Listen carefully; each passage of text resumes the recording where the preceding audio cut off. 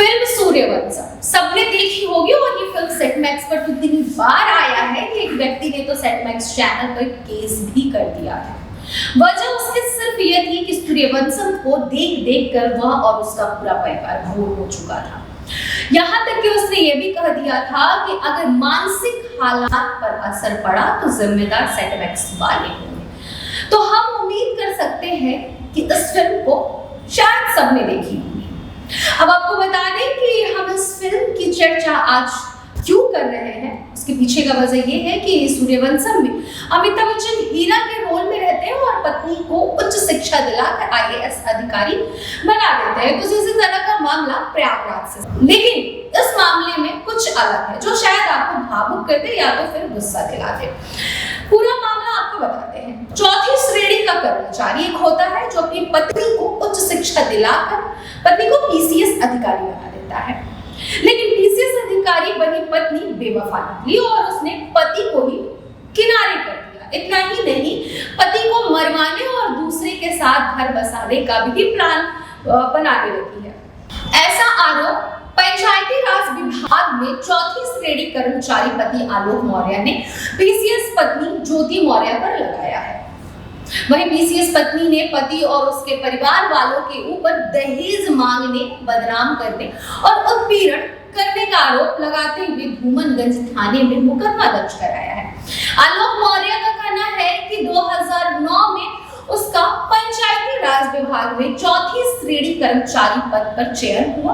Posting Pratapgarh में हुई। 2010 में उसकी वाराणसी के चिरई गांव की रहने वाली ज्योति से शादी हुई। ज्योति ने शादी के बाद आगे की पढ़ाई करने की इच्छा जताई। आलोक मौर्य ने उसे सहारा दिया और अपनी छोटी सी तनख्वाह उसे पैसे काटकर उसकी पढ़ाई के लिए रुपए जोड़े और इकट्ठा किए। फिलहाल ज्योति मौर्य की पढ़ाई अच्छे से हो गई और उसने बीसीएस की परीक्षा दी। 2015 में जिस दिन उसके घर 2 जुड़वा बेटियां हुई, उसी दिन पीसीएस का रिजल्ट आया और ज्योति का सिलेक्शन पीसीएस में हो। पूरे घर में खुशी छा गई। ज्योति मौर्य ने इसका श्रेय अपने पति आलोक मौर्य और ससुर को दिया। वहीं 2019 में धूमनगंज के झलवा में ज्योति मौर्य के नाम से आलोक ने पिता के रिटायरमेंट के बाद मिले पैसे से घर खरीदा।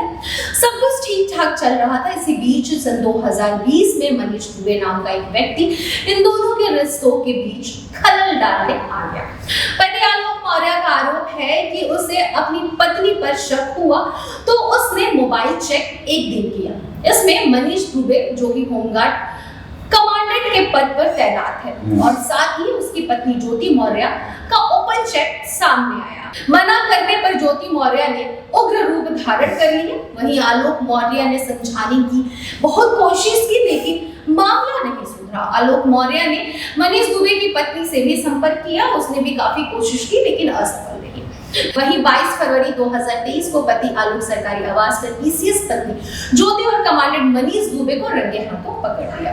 दोनों ने उसे जान से मारने के लिए भी दौड़ा। किसी तरह से भागकर वो अपना जान बचा लिए। आलोक मौर्य ने बताया कि उसकी पत्नी ज्योति मौर्य ने होमगार्ड कमांडेंट मनीष दुबे के बहकावे में आकर उसके परिवार के खिलाफ धूमनगंज थाने में मुकदमा भी पंजीकृत करा दिया है।